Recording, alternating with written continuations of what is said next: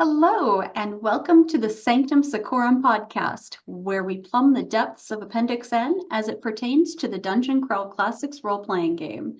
We're here to help you serve these literary offerings at your DCC RPG table. I am Keeper Jen, and with me tonight are Keeper Marc. Hello, everyone. And Keeper Bob. Hey, folks, how you doing? And tonight, we examine a singular work by Abraham Merritt, The Moon Pool. Technically, it's a fix-up of two works, The Moon Pool and Conquest of the Moon Pool, but who are we to quibble? Marc, do you want to tell us about it? Sure. It was the portal to a fantastic world. Into it came four men, a scientist seeking knowledge, a sea captain seeking his lost wife and child, an aviator seeking romance, and a Russian spy seeking power. What they found was a gleaming city and a mystery as old as time, the maddening enigma of the Shining City. Adventure follows adventure, and marvel follows marvel, up to the climax when, in all its splendor of evil, radiant beauty, the Shining One sweeps forward to conquer the stronghold of the three. Tasty story. Yes, there's so much going on with this. Abraham Merritt at some of his earliest and yet best.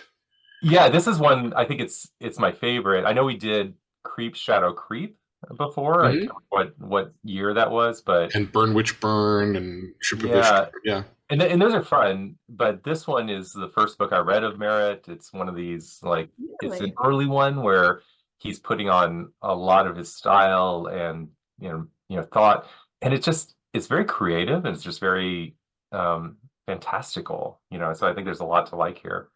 And it's lengthy compared to the others, right? Yeah, and compared to Creep Shadow Creep and Burn Witch Burn, now he does have other novels that are in the same sort of genre tenor, which the other one I've read of his is Dwellers Beyond the Mirage, which it's actually really interesting because this was written early in his career, and I think there's a lot of that we can pull from here, parallels to Lovecraft or even influences on Lovecraft that we'll probably get into. Oh, but absolutely. The Dwellers Beyond the Mirage was written 1934, 1935, I think. And so it really spanned this sort of bookended period when he and Lovecraft were sharing influences. And in Dwellers, there's actually these kind of references to Cthulhu, right? But it's named somewhat differently. So it's neat to see this sort of like promulgating to Lovecraft and then Lovecraft handing it back to Merritt. Both of these are sort of like lengthier novels than some of the other shorter stuff that we talked about before. Well, and just his breadth of interesting folklore and arcane knowledge. I mean, he had among his hobbies, he collected occult literature and tomes, and when he died, it was rumored to be about 5,000 volumes in just his library of occult lit. #goals.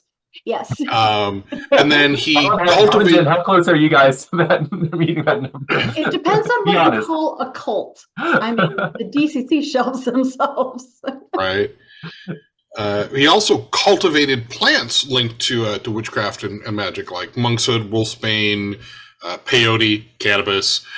So he was a free thinker for his time. So that makes a lot of sense, considering the main character in this book is a botanist. Oh yeah, I didn't think about that. Yeah. I actually read this one. I didn't listen to it. In fact, Bob was holding the copy that I read straight from the paperback, and I think 280 pages or so. That's why I said this one's kind of a longer tale than most that we go over, which are between 100 and 200 pages. So 281 pages. Yep. I was kind of surprised by the length of this one, and didn't matter. I was going to read through it. It was surprisingly, I mean, I want to say surprisingly good, but it seems like my favorite books that we've reviewed have been prior to the 1920s. Well, and the thing about Merritt is, I mean, he was making his living as a journalist. So he was one of the top paid journalists of the time. In 1919, he was making something like $25,000 in 1919 money. Wow. By the time he retired from journalism, he was making $100,000 a year. I mean, he was a very highly regarded journalist. And when he started writing, fiction, his language and his cadences stayed with him. I mean, this story is sort of like the man on the scene, right? It's well, here's what's happening right now, and this guy's come up, and this is going on, and so that direct insertion of the narrator in this particular story really plays to his journalistic strengths.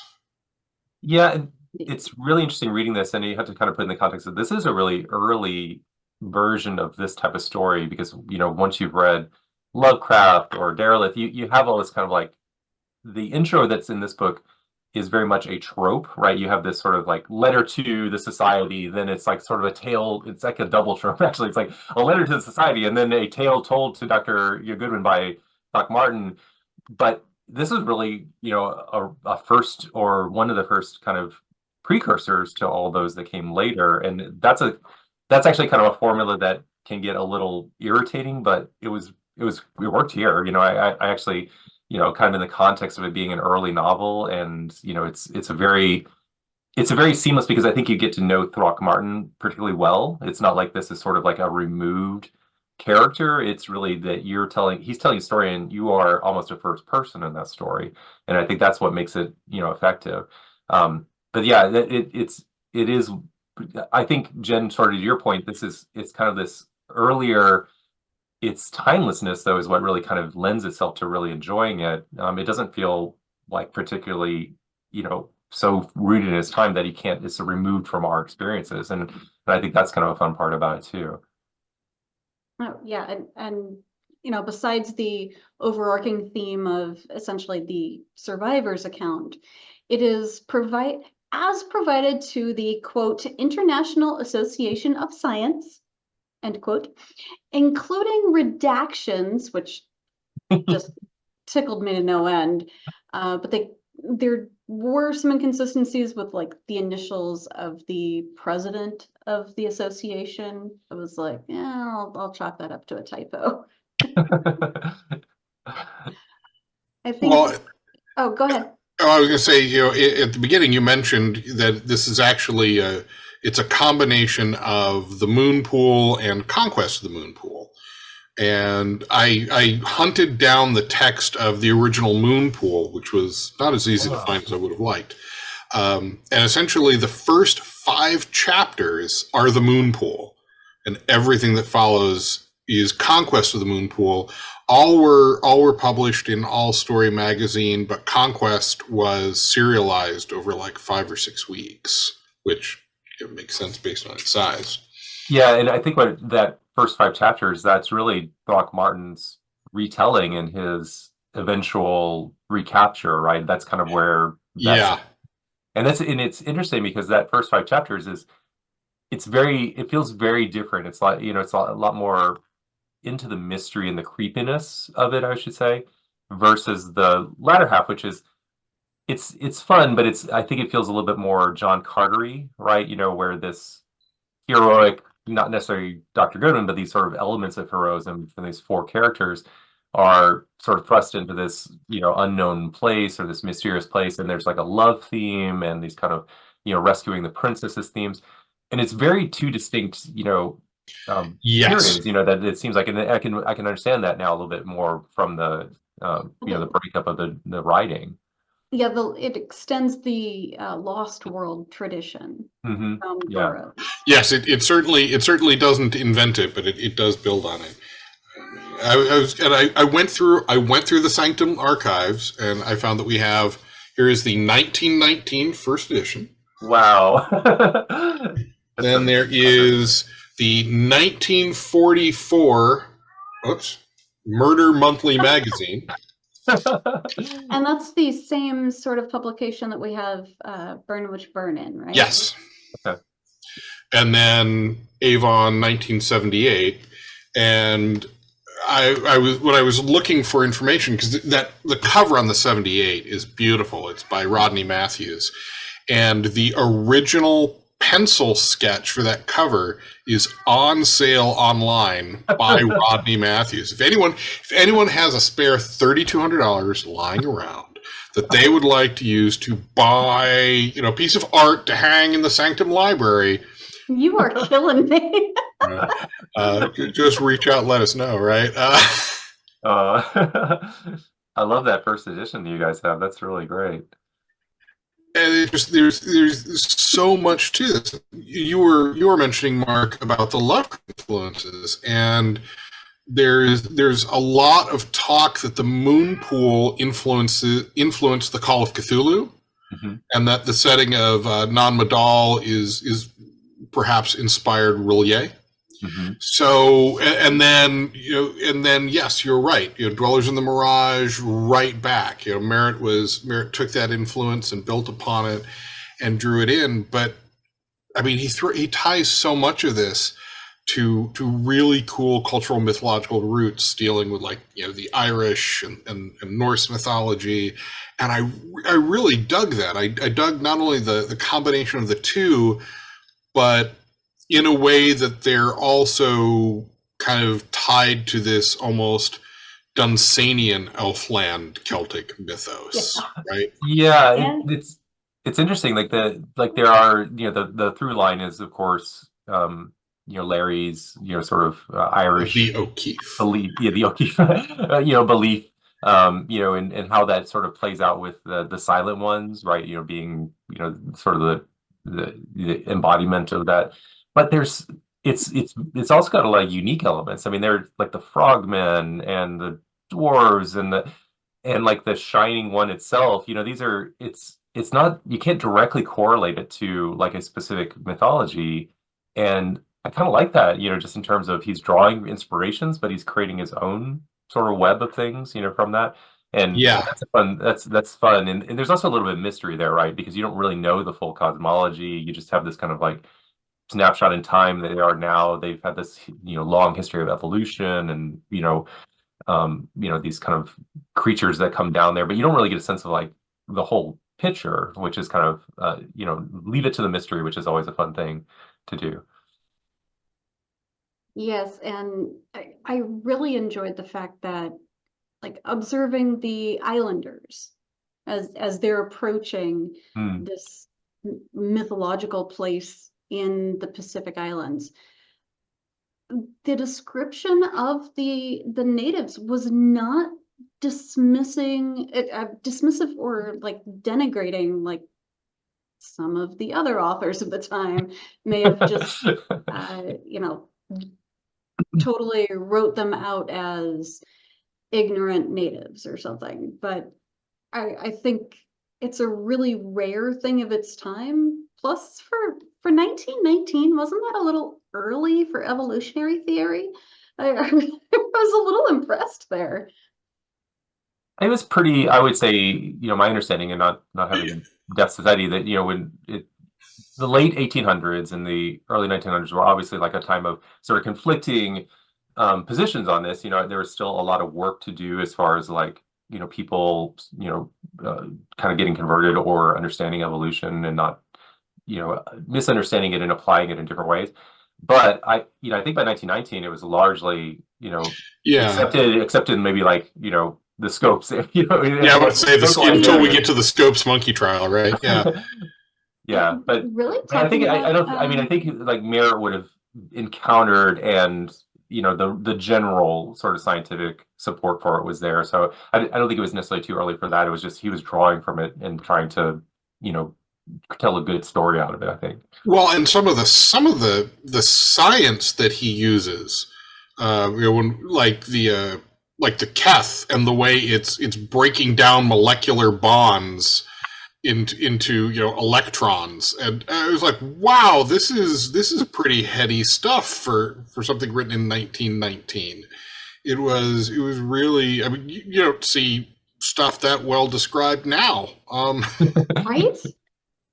Yeah, that's actually that's another thing that this is really in many ways it's a sci-fi, novel because of the advanced technology that they encounter in the different technology they encounter. And that's a cool aspect that we don't get as much of in some of the other Appendix N works that we've read. Yeah, and really just thinking about how did they phrase it? The Earth face versus the Earth heart, right? The center of the Earth was the Earth heart. And talking about how everything came from that center. And I think that really gets into, was it Thanaurora? Thanaurora? Rora. No, R-O-A, Roa. It's said to be the maker of all things, dwelling far away, and the professor believed this to be like the original name of the Polynesian god, Tangaroa. I don't know why that's so hard for me to say tonight. Sorry. There is so much to love, depth, right? Yeah, there's so much depth. There's so much to love. There was only one thing that left me slightly disappointed, and that was there's all sorts of teasing of major involvement by the Fae, right? We have a leprechaun that comes and speaks the O'Keefe, and the O'Keefe banshee, and if something happens to him, she'll sweep across the land with armies of the Fae. And there is no Chekhov's leprechaun here. No. It's mentioned early on, and they keep referencing it. If something bad's going to happen, the banshee will appear. So I'm fine. Oh, yeah. And all it did was serve to give Larry this feeling of absolute immortality. Nope, the banshee's not here yet. We're good. I kept going. I've seen it done more poorly. So just sort of his sort of blasé approach to everything was kind of this underlying current of humor that I greatly enjoyed. Well, then we have the infusion of early 1900 politics, right? The Russians are evil. Yes. Look, it's over 100 years later. It hasn't changed. The blondes of Myria, who had been inbred from the Moon King's line, were the superior and ruling class. Whereas the Sun King's line, Lachlan says that they had risen above, so they were purged of dross, and the Silent Ones were therefore the higher and nobler class, but the blondes were the ruling class. I'm just Merritt, too soon, dude. But it's also really interesting how the Silent Ones, with their Akla, the frog people, right.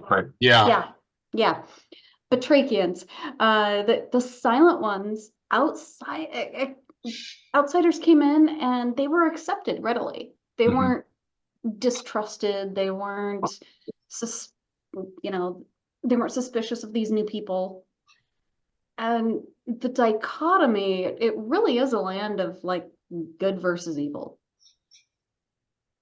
Yeah, I mean that's another sort of like of the time. I think these stories tend to have very much a pure conflict, right? There's the evil woman and the evil queen, and there's the good queen, and they're very clear from the beginning, and that's the central conflict is not necessarily so much about the gray shades between them, and it's like that in Dwellers as well. They're very much like a very similar theme.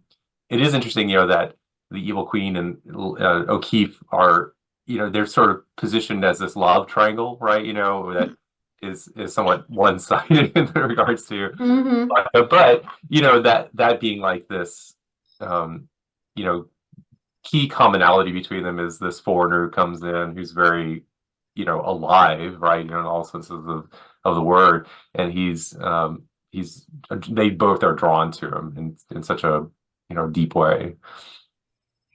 Well, I found it interesting. I mean, because there was that extra level, right? Because you normally can have like, okay, there's the downtrodden working class, and they want to rise up against their rulers, but the rulers were essentially also a theocracy where God was actually present. Yes. And so they weren't, they were rising up against the, because we have that execution at the beginning, right? That horrific execution via the Keth. Yes. And it's because they would not embrace the Shining One. And it's like, wow, but the Shining One's their God, and this is like, wow, this is like rising up, against the king and queen and the Catholic Church all at once, while God is standing there looking at you. Or an effigy of the god, because Thanaroa was the creator of all things that everybody still worshipped. Remember that was. Yeah, that was, but that was they weren't monotheistic. Yeah. The Shining One was the god that was actively and directly worshipped, despite really being a creation of the Silent Ones. Of the gods, yeah. Yeah. Or just of wow. the powers that be, or the most powerful being. Just ancient beings, according to the story, ancient beings that had evolved differently. Mm-hmm. And Mark, you talk about O'Keefe being, the shared interest. If I'm reading this correctly, weren't all the Mirian men depicted as trolls, like varying colors and heights, but they were all troll-like? Yeah, they weren't as. Yeah, I mean, this gets into some of the complications with any of the writing where you mentioned it, Jen. Like, there's some politics, but there's also this sort of white savior sort of aspect that's present in these novels. And O'Keefe sort of represents that, the idealized sort of human compared or contrasted to the people that Locke is, with in that sense. But he's an outsider, right? I think that's part of what is trying to be told here as well. It's not just. That's the interesting element to them is, he comes from the surface world, and he is human. So. Well, and then on the exact opposite end of the spectrum are the Silent Ones, right? Who are like much taller. They have 6-fingered hands with no thumbs. They're sort of human, sort of avian. And then the way their skulls are described, with those elongated conical skulls stretching backwards. Yeah. The idea, when the idea is put forth that, well, obviously it's just an evolutionary fork. I was like, really? They've got like feathery things. Really? That's okay, but that's. All right, it was 1919. Evolution was still fairly young. They didn't know about DNA. Okay, all right, yeah, all right. But the description is so delightfully alien, both literally and figuratively, that it really sets them apart as these strange outsider beings. Yeah, and they're almost like angelic, but they're this sort of weird creature. It's almost like. I was thinking, at the end of the Dark Crystal, when the Skeksis and the I can't remember the name of the one merge, and they come to this like glowing light sort of aspect. That's what I was looking or thinking of when I was envisioning what the description was. And you talk about, the lovely use of language and everything. I still think, as in depth as it gets sometimes, come on, the observation of all the flora there, that makes perfect sense coming from a botanist, right? But I found it easier to get through all of these descriptions of unnameable and indescribable, than I can with Lovecraft's writing. Well, I think that's because Merritt's language is very rich, but it's not necessarily obscure or arcane. It's just, at least not to someone of my age. OED outliers there. But there's some but they're not made great up. descriptions, like when the mist is appearing, and he describes it as if the air is curdling. That's graphic. The term evokes a particular negative response. The word choices are really nicely done, but unlike Lovecraft, who just sort of made things up as he went along, and Vance, who definitely made things up as he went along, gotta be honest. They're not. Most of the terms he's using aren't that. They're not that out of the ordinary, other than they're starting to fall off. They're words that people know but perhaps don't use in common parlance, in everyday conversation anymore. Yeah, and I can imagine a lot of that's probably his journalistic background coming in to be able to convey stories to people. He had to be able to communicate, and he couldn't have the Dunsany, sort of elegance or elevated language, florid language in that way. My experience was, I think I first read this. I only read it one time before, but I read it maybe 8-9 years ago when I was first kind of delving into the Appendix N. That was sort of one of my starts of my journey was, both Jack Vance and then Merritt. I don't know why I chose the two, but it was. I remember it being a much higher barrier for me then. And I think over my experience in the last 8 years of reading more of these stories, especially more of the period stories, this second time I read it was so easy. I mean, it was so easy to enter into and read and really enjoy. And I think a lot of that is just that, as more experienced reader of the novels of the time, and sort of comparative to, like you said, Bob, the more not extreme, but just on the other end of the spectrum, like Lovecraft or Derleth or Dunsany, it really is a lot easier to read and a lot more navigable, right, from a reader's perspective. I just thought that the experience was kind of neat, that contrast between the first time I read, like, wow, this is something unlike I've really delved into before, to now it's I have more context for it. Well, and it's kind of funny because I discovered Merritt at about the same time I was discovering Niven and Arthur C. Clarke and Asimov, and literally about the time this came out, this is the copy, well, not the exact copy, but this is the printing that I read when it was released, the 1978 edition. And when you look on the cover, yeah, when you look at the fact that this is. Cited in Appendix N, Gary Gygax said that Merritt is one of his favorite authors.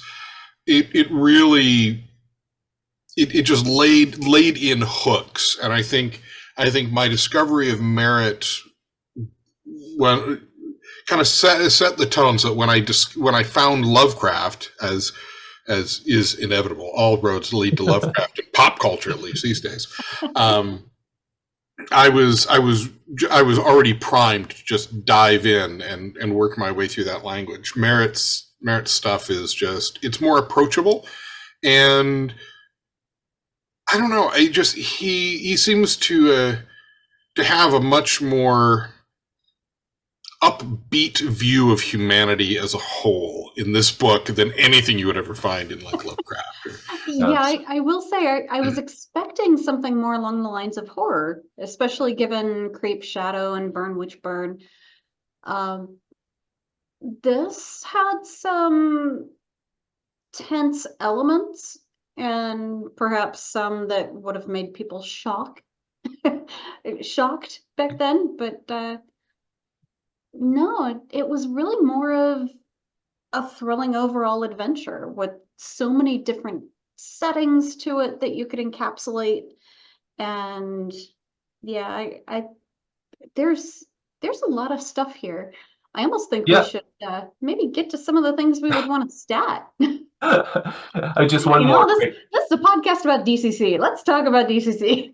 Yeah, I was going to say one more quick thing before I forget it, is while it is sort of an adventure novel, there are real stakes, for some of the characters, right?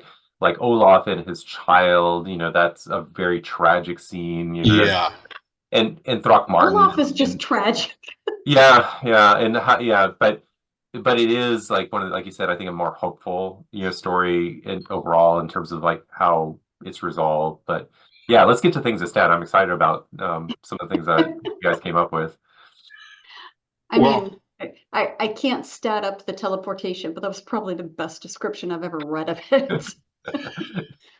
I What liked, about you, Bob? I sort of liked the combat levitation, right? What they call it, the anti-gravity bombs. They were like the size of a grain of sand, and then this entire portion of the garden just rocketed up into space and then came hurtling back down.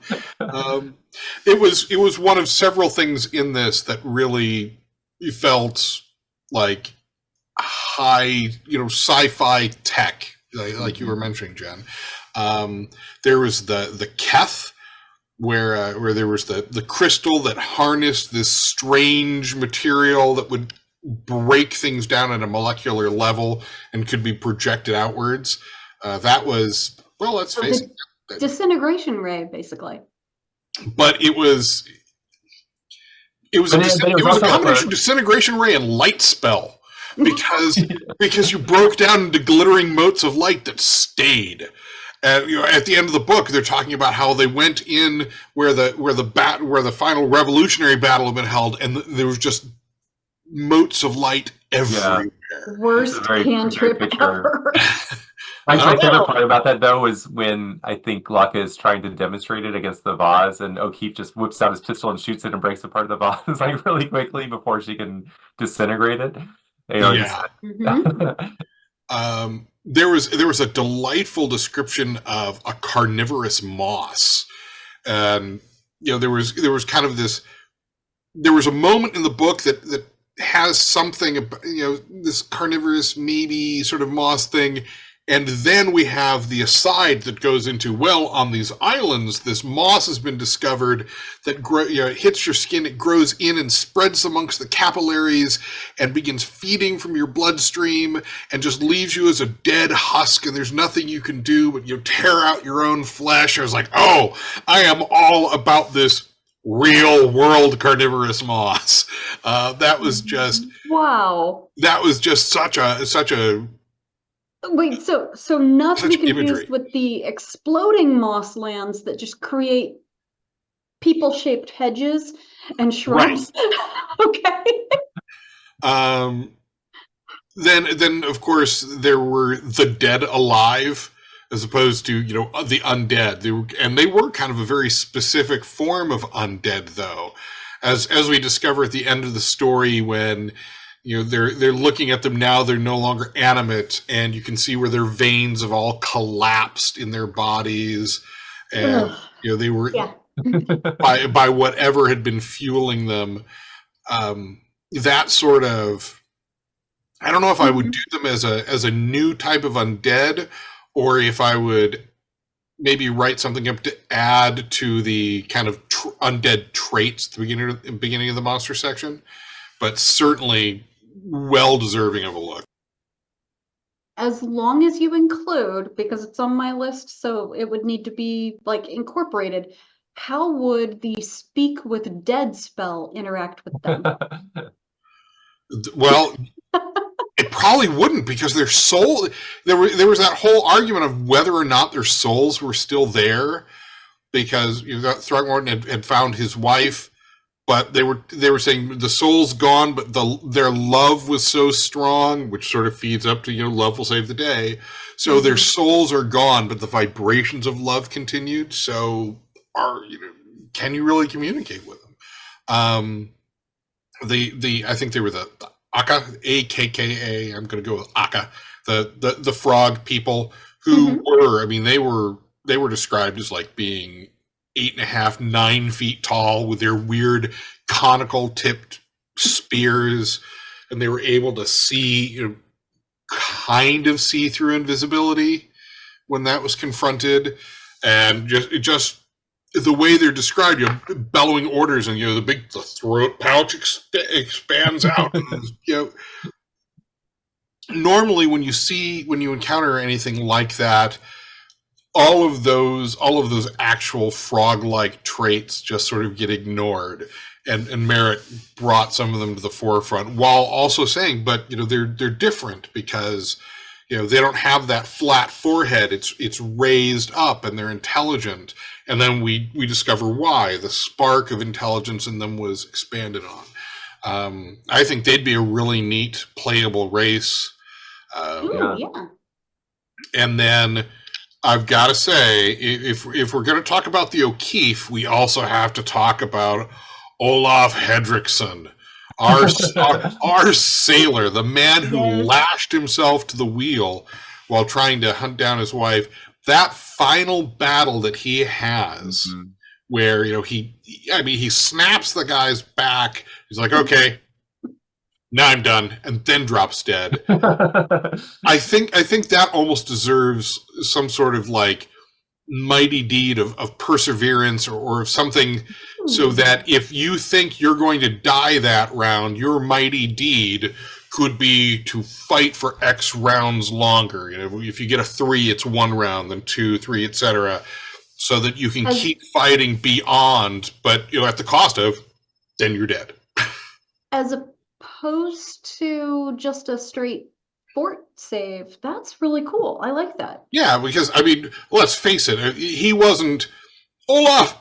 If you want to stat him up, is definitely a warrior, because they make the comparisons to Thor. He's wading into battle with a hammer. He's breaking people's spines. Like a 6-foot-long handle or something. Yeah, he's just. But when I was reading that, I'm like, at first I was like, well, that's a good example of death throes. I'm like, no, it really isn't. Death throes. Oh, he gets an extra round of attacks, and no, he just kept fighting, and then he was beyond.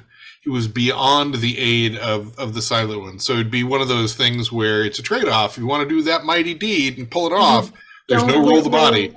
You're done. No roll the body. Okay. That's what I was asking. But I think that especially for like a con game or something like that, it's that great cinematic moment of, nope, I'm going to fight on. I'm leave it all on the table. Yeah. So that's awesome. Yeah, I like that mighty deed idea, because that's something that really plays into the warrior character class. So. What about you, Mark? What's on your list? Well, I think we were probably all thinking this, but I put it down, standing up the Shining One, as the Dweller. That's just, that has to be, a stat, and it's obviously this very strange DCC-like creature. It's very unique. It's one of those kind of like, totems of, it's not orcs, it's the orc, right? This is the it's not a shining one. It is the shining one, and it is the singular article. Yeah, and there's just so many things that make it such a fascinating creature that you can encounter. I love how it's this combination of good and evil, these opposites, and it's not neutral, right? It's not like they cancel each other out. It's essentially you have experiences of both things at once. Everybody is sort of ecstasy and pain, exactly. and just how that could be statted or described in a role-playing sense, I think is a really cool thing. So definitely the Shining One. I'd love to see that. That's a cool challenge. It's a cool challenge, yeah. There's the moon pool itself, and how this could be a cool corruption table for those who either touch it or drink from it. It has this sort of radioactive description. There's a lot of the like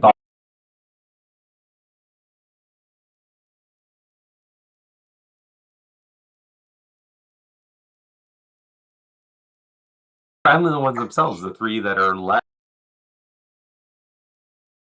I didn't remember that this is where I came to it from, but he's basically, Godwin, I think, is referring to the Dweller when it comes out over the sea. He's like, it reminded me of the winged messenger of the Buddha, whose name is the Akala bird, and whose feathers are woven of moon rays, right? So there's this sort of like comparison to the Buddhistic faith, and that had stuck with me enough to where I already used that to stat up something in the Greatest Thieves of Langmar when we did the tournament. I actually have like an Akala bird in one of the puzzle rooms, and I'd forgotten about it completely until I reread it, and I was like, oh, sometimes I do write things down, and have an idea from them and it pops up somewhere. I love the fact that I had already started that, but I also just love that image of a bird whose feathers are woven of moonlight, and I tried to come up with a way of using it in the Greatest Sea. So that was fun to re-encounter. Obviously, like the door to the underworld itself is this very creative puzzle on how to open it. It's not something you can just lockpick or use your fighting strength to break down. This is a creative way of having to intuit, okay, it's got this sort of relationship. It's the thing that comes out is sort of like this moon-based creature. How can we get in there and be safe? Because obviously they can open it when the moon is there, but the dweller's there, and they come up with this very creative sort of let's focus the moonlight on it and when the moon is not at its peak. But those kind of things are very much like in line with let's get more creative with the puzzles on how to open things and not just put a DC 20 lock pick check or something like that. I think that the more kind of fun stuff that you can do to deviate from those things is welcomed by players, as long as it's thematic and not too challenging, for where it's going to get so irritating, like we sometimes do in tournaments. So. I mean, I was going to say inverse color theory. Players, yes. Oh God, beware the Terry rooms. Yes. There's another kind of, Bob, going back to your sort of like, how he's not necessarily like creating phrases or anything like that, but he's very much into like recalling or allusions to other works or to other mythologies. There's like another throwaway phrase that he had where he was calling the approach to the underground. Like, I think they get to the chamber of the moon pool, and he says it's just like the Jinn King and his kingdom in the magic mountains of Kaf. And that's just like one line, but it's like, man, I would love an adventure in the magic mountains of Kaf and where the Jinn King lives. I could see that being sort of like a its own thing. So just like, I love the fact that he has these kind of phrases like the Akla bird or this the reference to the Jinn King. Well, and those literary references, right? I mean, he directly references War of the Worlds by H.G. Wells. Right. No, yeah, these are all things that are real, and they're things that he probably would have countered as part of his journalistic career or just his reading. And it's not like it's a made up reference, right? It's a real reference you can go and get around for. So I think that's kind of a characteristic of Merritt that's worth pointing out, just as that I enjoy. The last thing I had was related to how they opened the moon door, but the Becquerel ray condenser, that he goes to so much care to acquire, and there's this sort of like he has to wait weeks for it to come in from outside of Australia, and then there's a shipment of them. And I was like, what is a Becquerel ray condenser? And Becquerel rays are a real thing. They're a unit of measurement. And he's got this idea of like creating these lenses that focus the light. And I thought that would be awesome, sort of an analog in a fantasy setting is how do you focus magic or phlogiston in a way that augments its power? And you can imagine sort of like a mad scientist wizard type that's got lenses put together to try to augment his ritual castings, and you could do that to get like a +3 to your spell casting check if you do all this kind of like setup and preparation. It only works this one time, or this the specific conditions.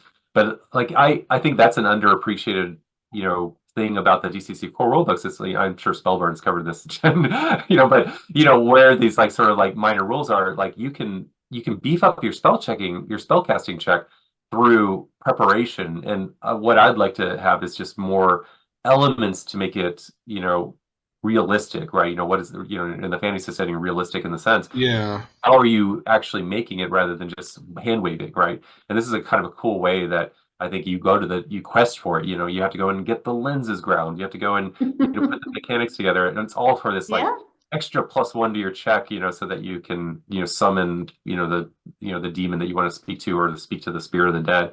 So that's like something I like to just think about carrying forward, or those kind of small things that you can place and make it more realistic. So I totally dig that, because ritual casting in DCC I don't think gets enough love, mostly because you're not going to draw a magic circle and light a whole bunch of candles in the midst of combat to cast magic missiles. So people tend to Yes. overlook that a lot of the times. That's But why it's a one turn as opposed to one round spell. Yeah, things like that. and Gronkulinen's right. People tend to handwave Patron Bond, and it's a fantastic spell for ritual casting because Patron Bond, right? We're talking a very lengthy spell. That is something you and I do. think rather than like a judge just taking the easy approach and like you said, hand waving it, it's like if you really want to up your spell check on this, you're going to have to pull together everything to do this, right? And it's going to be hard, and it's going to be its own sort of mini quest. But yeah, I think it's one thing that, like you said, is underappreciated by players too, where they may really want to get the edge on that spell check as much as possible, and they may still have to burn luck and get it. And it's a great opportunity for role play. Yeah. So And a lot of stuff in here that's worth statting. And Jen, you have a long list too. This is so ripe for adventure, right? If you wanted to actually sit down and stat this book, it would be a campaign. It would be a 2 or 3 year campaign. So speaking of Patron Bond, I would definitely go with Thanaroa. Let me try that again. Thanaroa as a deity. Although I have to wonder now, as I'm sitting here thinking about it, I wonder if there's part of that that's been taken and distilled into Danthar, the dwarven god. For the maker of all things dwelling far away, like within the earth. And there was this really weird effect when they got in that was kind of like a fog of war. And it was described later to be just a disruption of light and sort of an illusion, but it looked like inky blackness that would be dangerous to go near. And I kind of dig that as far as something to stat up. What kind of things would happen if you did enter without triggering the right, I don't know, flower petal push button, if you didn't have the right access key, etc. Let me see if I get this right. The Murians had phonic spheres that, if I recall, just kind of floated alongside them and occasionally gave off some sort of subsonic thing that, oh, never mind, I can't tell you that because the little ball told me I couldn't. I mean, besides that being just like the perfect Judge MacGuffin, right? I think it'd be a fun trade good or just something fun for people to find in their explorations. Especially if it mutters to them in a language they don't understand. Yes. So there's this annoying learning curve of it's telling you you're about to die. You need to run now. What's it say? I think it's telling me I've got to order lunch. I'm not sure. Maybe the phonic sphere is a new manifestation of the comprehend languages spell. Or maybe it's a manifestation of a patron AI. Okay, that works too. Next on my list would be the Yetka, which was the ruby bloomed vine that had the 5 flower heads and strikes for the throat. It was called the Kiss of the Yetka. And that's where the Sadhu comes from. That's where the Sadhu poison comes from. But the fact that the flower is sentient enough to do it. Yeah. Gimme. Oh yeah, no, I totally dug that. When she's got it like curled around her arm, it's like, please put that down. Why? It's just it likes me. Please put that down. You're making me very nervous. Please put that down. But it's my friend. Yeah. I mean, I would absolutely do the other moss lands that I mentioned, where they were passing all these hedges and pieces of flora that looked vaguely humanoid and other creatures made out of green. And if you didn't follow instructions, you become just like that little forest. The Murians also had some fantastic tech in the form of the cloaks. They weren't really named, but they were cloaks of being unseen, shall we say. Like invisibility, but it just, you could look straight at it and it didn't matter if the person wearing it was moving. You didn't sense it unless you were an Akka. And it was so weird because the description of it kind of changed throughout the story, because when we first encounter it, they're described as almost like loose wrappings around their body, but they're very sparse, and you can still see most of their bodies when he looked through the lens that actually allowed him to see the invisible. Right, most of their body was exposed, not covered, but somehow they were still completely invisible. But later we get a whole lot of, here's my head. Now here's my head here, but I can cover it up again. And so it kind of bounced back and forth.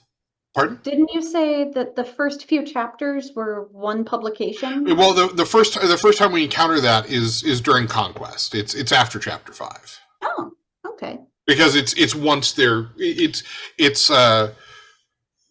when they're having the contest, well, I've got the castle. Yeah, well, I've got a gun, and I can do this. Oh, but can you do this? And there's this whirlwind, and really what it is like 6 or 7 guys wearing these things, roughing him up. Yeah. So okay. I thought that was kind of. I liked the initial description more because it seemed more like wrappings imbued with greater power than just kind of like a hooded cloak. But they sort of became hooded cloaks at the end. Well, if you remember the basic classes within the Murians, Yalara and the followers of the Shining One were soldiers and dream makers, basically artists. And we didn't see the, shall we say, the Russian spy or a lot of the goings-on behind the scenes between those two instances. So maybe they upped their tech a little. Yeah, but I mean, those were really neat. I'm totally with you. And finally on my list are the colored orbs that both protruded from and coalesced about the Shining One, because they were so reminiscent of the Ion Stones for me. And I know pot came before kettle, or horse came before cart, all that good stuff. But this isn't a blatant inspiration of Vance's. I'm positive of it, because you had the 7 colored orbs. They all seem to do their own thing and have their own effect. And you've got amethyst, saffron, emerald, azure, silver, rose of life, and moon white. So it's very, very similar to the color scheme given to the Ion Stones by Vance. And I mean, they're definitely more powerful and they have more things going on with them. So, I mean, why not file off the Ion Stone serial number and give them another shot, right? Maybe they aren't attuned to humans so much as just otherworldly creatures. Yeah, I like that idea as a launching point for scouting those out. Yeah, I'm with you. Okay, Mark, what would you bring to the table for audio or props? I'm kind of sparse here. The two things I was thinking of when I was reading and kind of reflecting on it for the show. So, obviously there's a lot of aspects of Moonlight that are very powerful in terms of the storytelling of this. And I was thinking, Moonlight as a mood setting is kind of a fun thing to play with, especially creating or recreating the atmosphere if you're trying to, tell a story like this, or, where there's limited lights. I think the idea of like, okay, let's really get into, darken the room, cast something that recreates moonlight or even phases of the moon and use that, sort of as a mood setting. Or just go out and play under the light of the full moon. Just roll some dice and get outside. And on a nice summer night, you could actually use the full moon as kind of a fun way of taking your table, and doing something a little bit different with it. So I thought that was kind of an inspirational idea I got from the reading. And then the other thing is sort of another sort of prop. It's not really, there's not a music. But the bells, that accompany the dweller. This kind of tinkling sound that's always sort of described and very eerie, and it's a precursor to the shining one coming and accompanies it. And I just love that sort of eeriness and sort of recreating that feeling and vibe. I think would be a fun, another thing that you could bring to your table to enrich the audio experience in that way. So, and it was almost hypnotic, right? yeah, and I think that you could really easily sort of recreate something like that and make it a very simplistic sort of John Carpenter-esque score, to accompany your gaming table, and just make it very a few notes that are in the background. I can't believe I didn't think of it until you just mentioned it. There is I will say, an Appendix N adjacent movie called Equinox. It's adjacent because Fritz Leiber appears in it. Okay. And in the movie, when a cross is used, there's kind of this faint tinkling of chimes, and now I will never unhear that when I'm reading the Moonpool. Huh. Nice. What about you, Jen? I would definitely bring the phonic spears into play as a prop.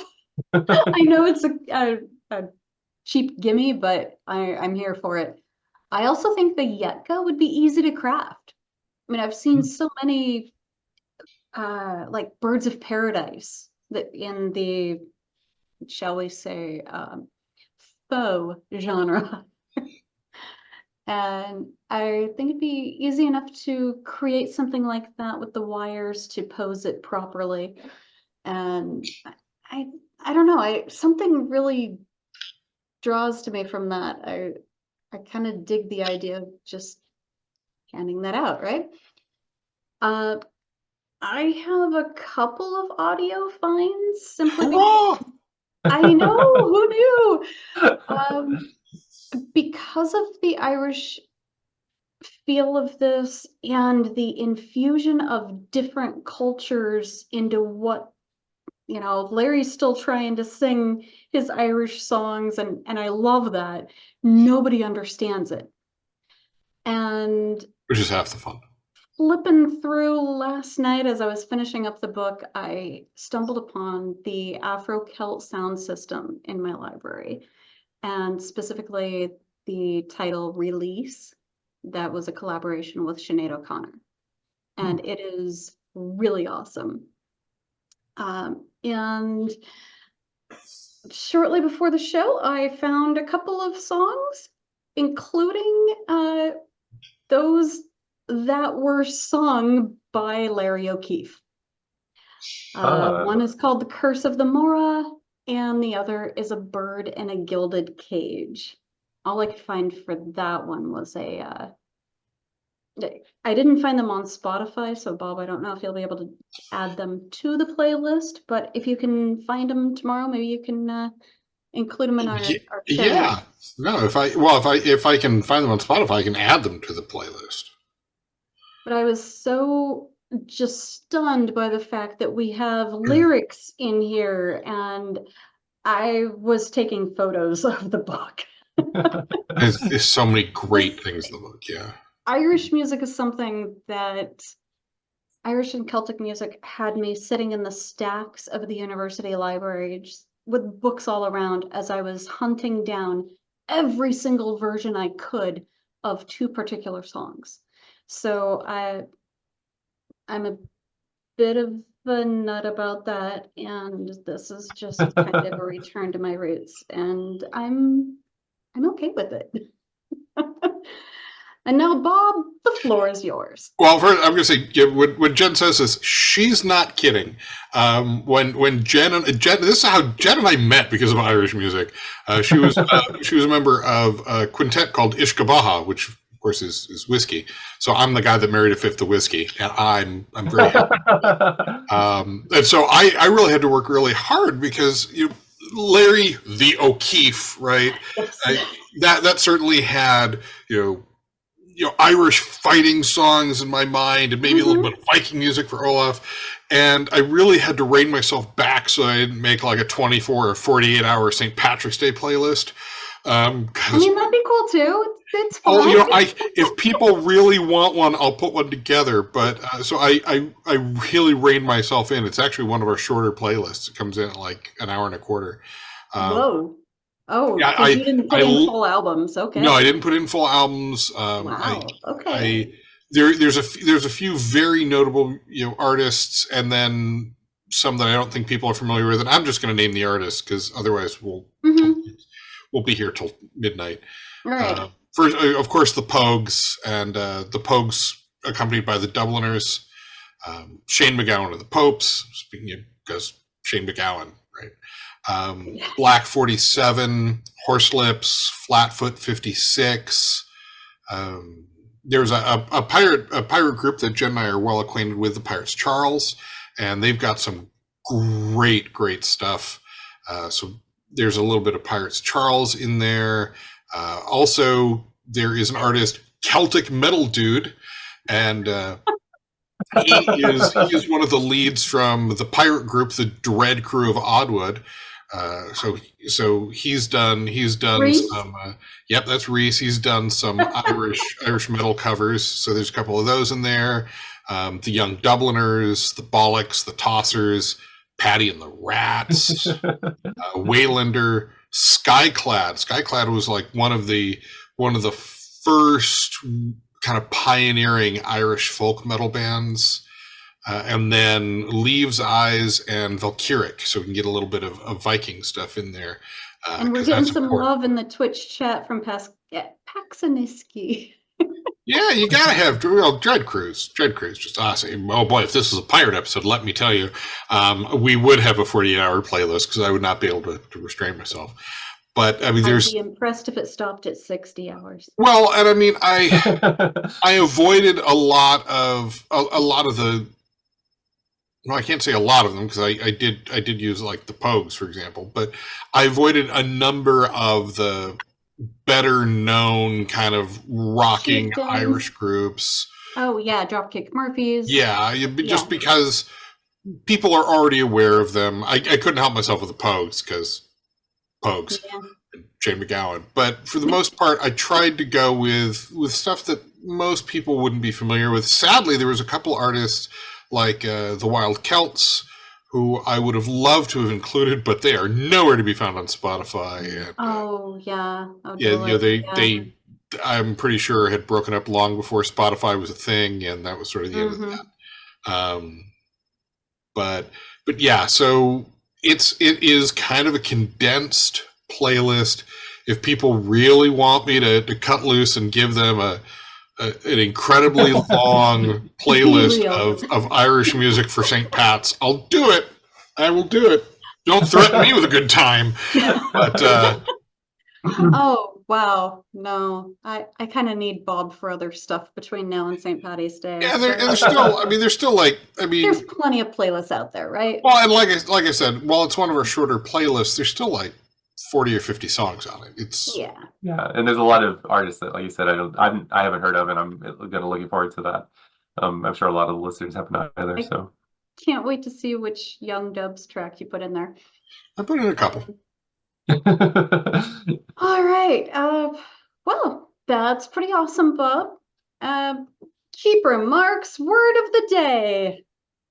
This time I kept it to a single word because like Bob, it was like my last few words have been growing and growing in the list of words, and I think this time I was just looking for a word that I think I want to use in my writing, and maybe other folks want to take it forward as well.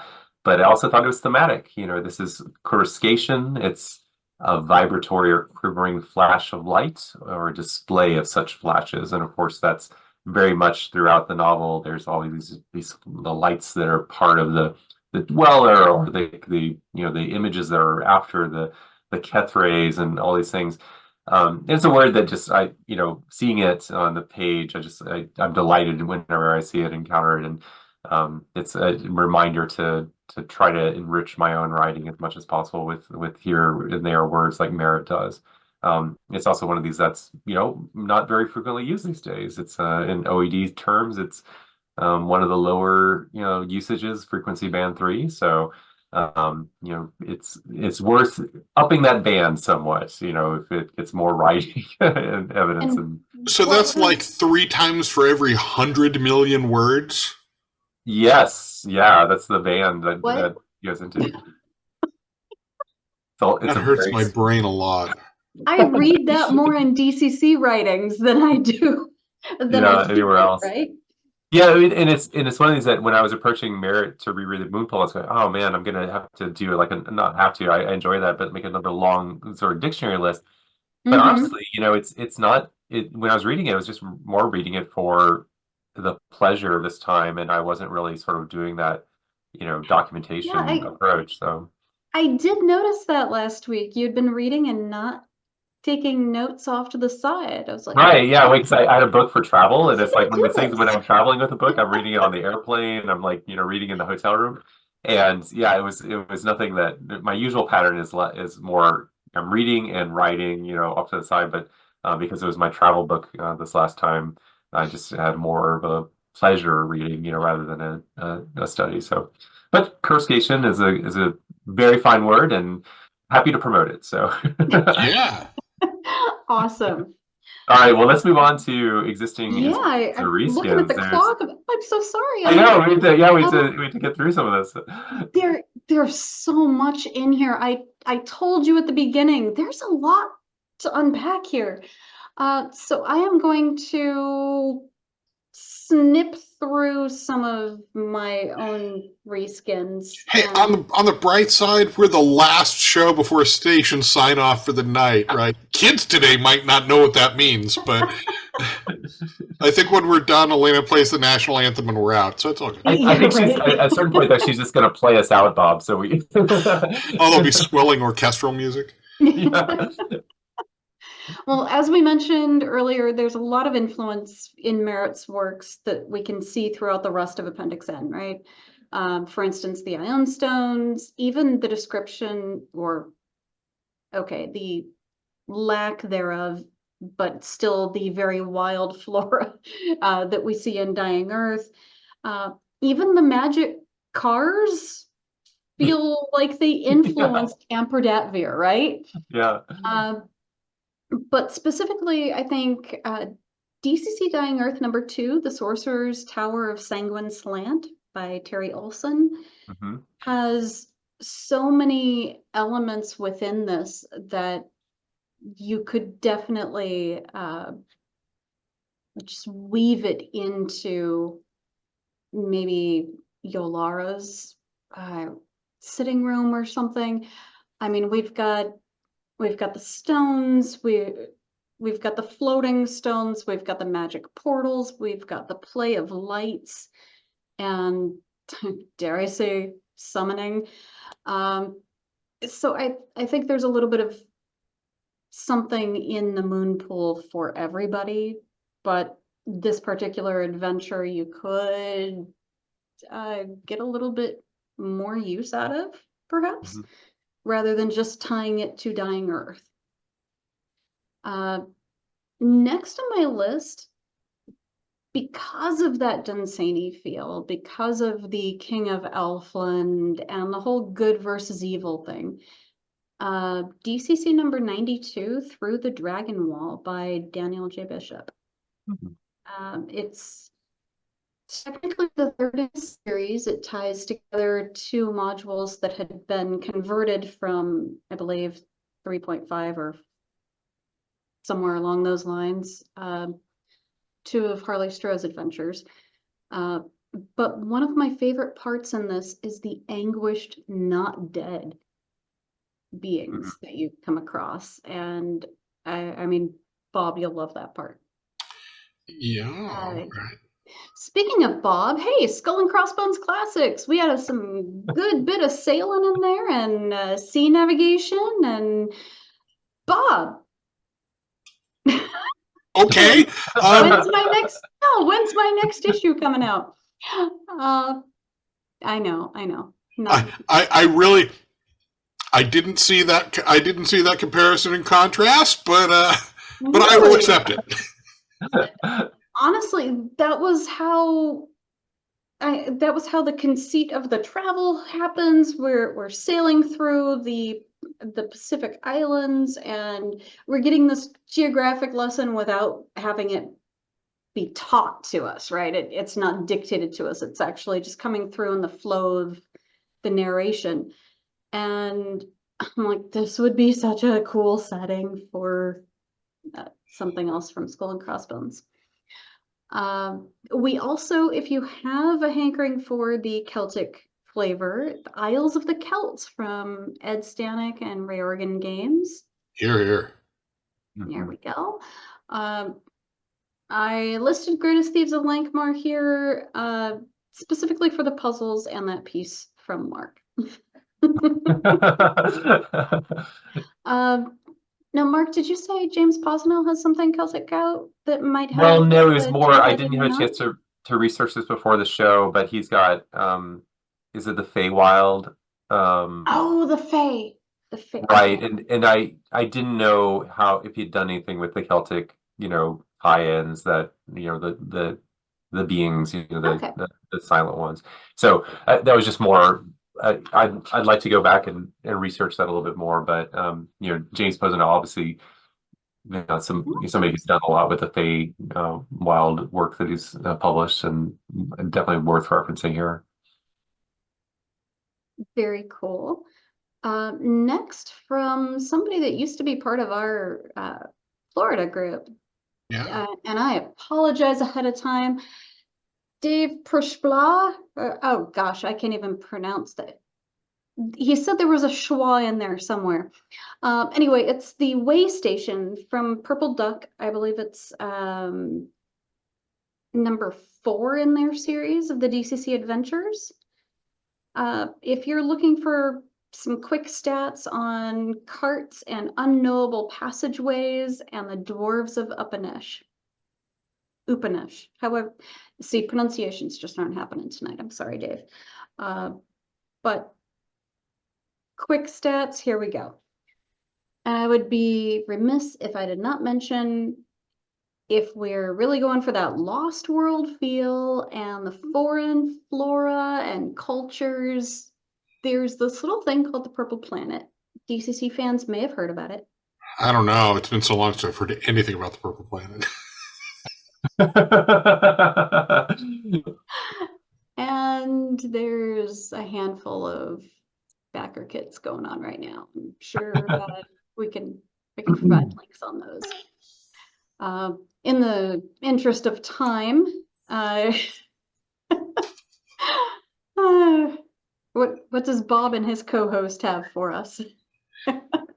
Well, if you're gonna talk about Lost Worlds and Peril of the Purple Planet, I would have to say Journey to the Center of the Earth, first of all, right? I mean, truly, Lost World sort of stuff. We've talked about that recently.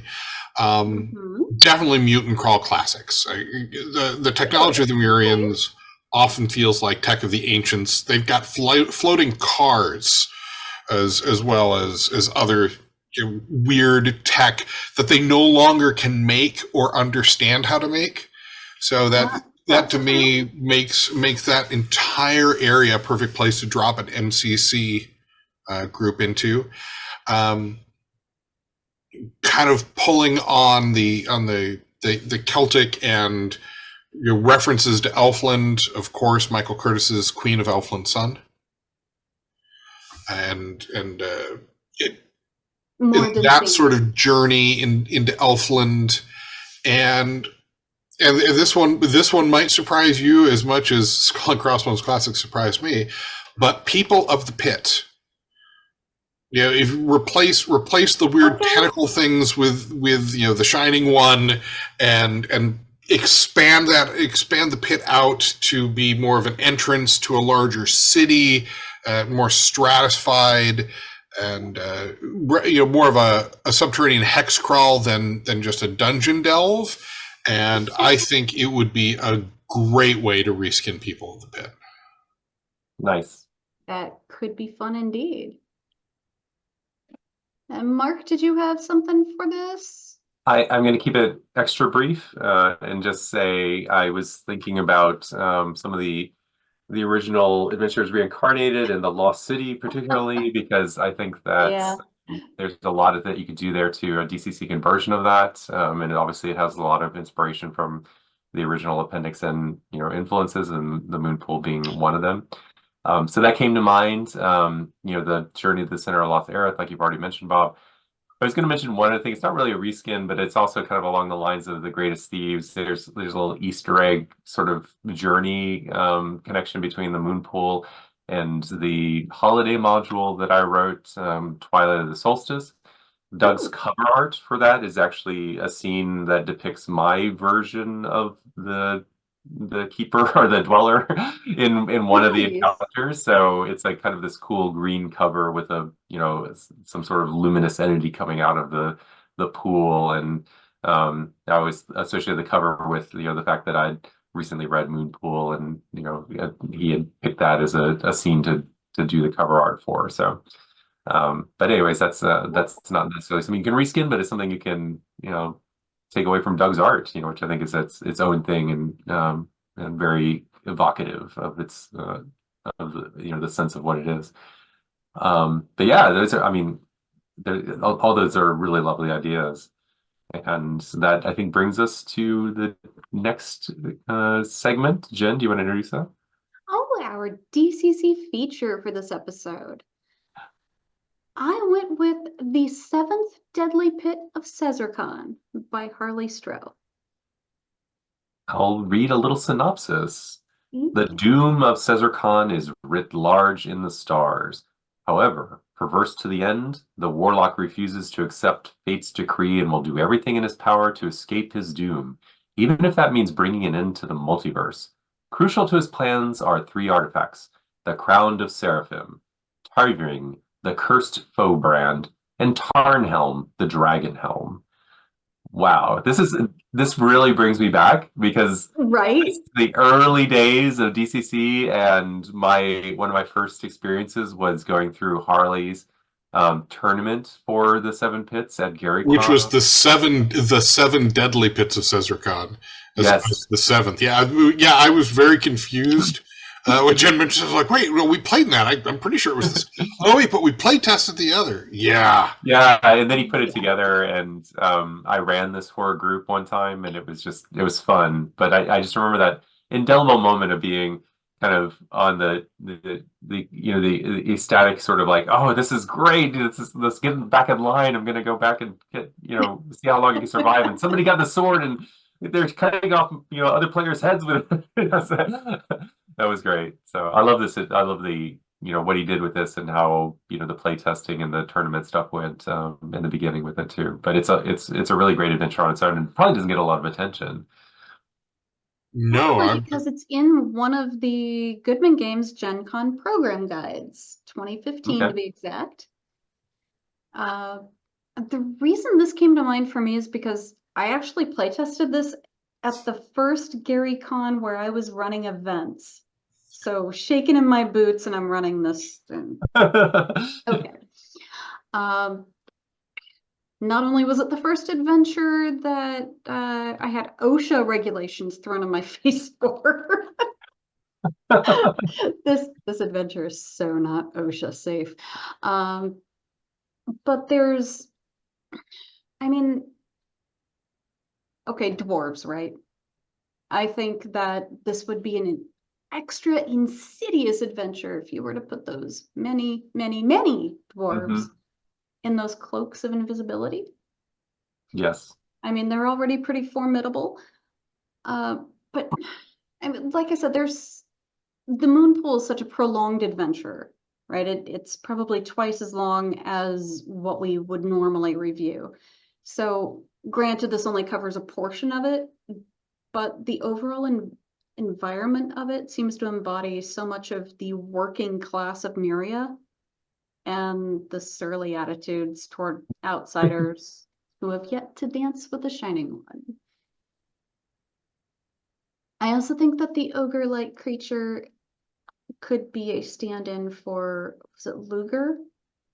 The tall, red dwarf that paired up with the Russian spy as the villain.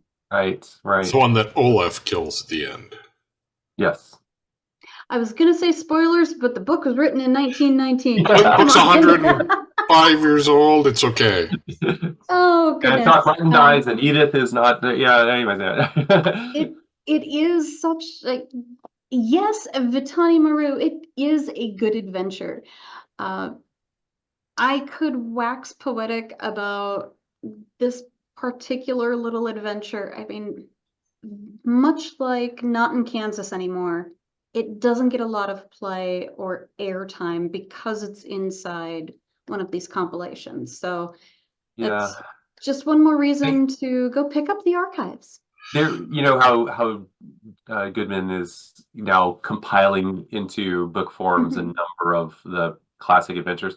I really would advocate for doing that with some of these Gen Con and back of the book adventures, just so they get more attention. Then this being a classic example of that. This is such a formative adventure and experience for me as a introduction to DCC. It's a shame that that it doesn't get highlighted more. And it's a Harley Stroh adventure. It's always going to be good, but this in particular, I think, is just it encapsulates so much of the weird and the fun and the spirit of DCC. So well, and the write-up in the program guide also has like 2 pages on the 7 deadly pits, and that was the first epic DCC funnel tournament, and there are notes in there that kind of tie in because Harley was using these colored skull cards, and everyone had a color, and bad things could happen if your color got rolled. And then you start thinking about the various orb colors, and it really was such a great experience playing in that tournament, and then having something that is distilled from Harley's notes that anybody can sit down and run for their group is just absolutely fantastic. And yeah, it's a fun adventure. It's a good time. And now would be a great time to point out that rumor has it there might be something very, very similar coming from Mr. Stroh this year at Gen Con. Ooh. Stay tuned. On the stay tuned note, I'm taking my cue from Vitani Maru here, and I'd like to thank everyone for tuning in and remind them to stick around. What are we, the second Tuesday of every month? Next month, which would be March, if my calendar is correct, we will be diving into Jack Williamson's epic, The Legion of Space. Should be really good. I've never actually read this one either, so it'll be another adventure for us. If you are enjoying the show, please help by posting a review of the podcast on iTunes, comment, or leave a thumbs up on YouTube. Of course, these ratings and reviews help new listeners find the podcast and the community. And we all know this DCC community is something special. Well, that's why we're here. Pardon? That's why we're here. Okay, my fellow keepers, any last thoughts from you? I have many. First of all, work is progressing on Ashraf Braden's next release, which is a tale of a young man tricked by spirits into eating his own eye. Gross. And yes, and we will have information on that particular trickster spirit. Legends of Uganda has been restocked again at the Goodman Games online store, right? Okay. So you get the hard copy compilation. The Moon Pool is in public domain. I think it is the perfect time for someone to put out a really nice printing of the Moon Pool with a brand new Moon Pool DCC adventure in the back. Someone get on that. Jen won't let me take on any more projects. Because speaking of projects, I've just recently launched a longtime passion project of mine has been the idea of translating the Dictionnaire Infernal, which is a kind of dictionary encyclopedia of demonology published in 1818. I've been translating that and I'm creating playable content for every single entry because I'm insane. So I've launched a Patreon to cover that. It's at patreon.com/Sanctum Media. And they're having a lot of fun with that so far. And the dictionary, there's so many great illustrations throughout it, these beautiful woodcuts and illustrations, and so much weird stuff. I mean, and you're preserving as much of that as you can. Oh, yeah, most certainly. All of the stuff is getting translated over. All of the art's being brought in as we go. And I mean, our first release has Type 7 demons, so hang on tight. They go up to 7? Oh yeah. And Marc, any last thoughts from you? Anywhere just to see you next? Well, I was just gonna say, it is in public domain. Go out and get a copy of the Moonpole. It's wonderful to read, especially if you have some travel coming up or in the past. Then to say if you have it, I think Merritt is one of those authors that doesn't kind of like adventures that are in the back of Goodman Games books, and he's not well mentioned or well read as much as like Lovecraft or some of the other contemporaries.